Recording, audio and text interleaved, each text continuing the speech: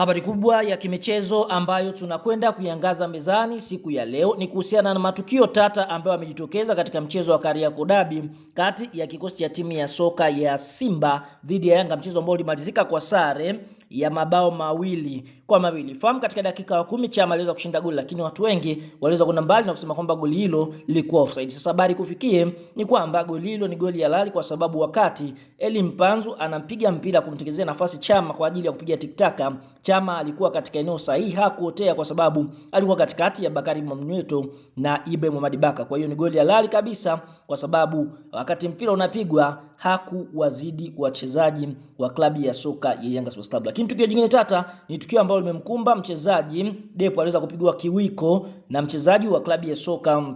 ya Simba hapa, tukienda kumwangalia Ismail Ture. Kwa hiyo TFF watakwenda kukaa na kuchunguza tukio hilo, huenda Ismail Ture akafungiwa michezo kadhaa kwa kucheza mchezo wa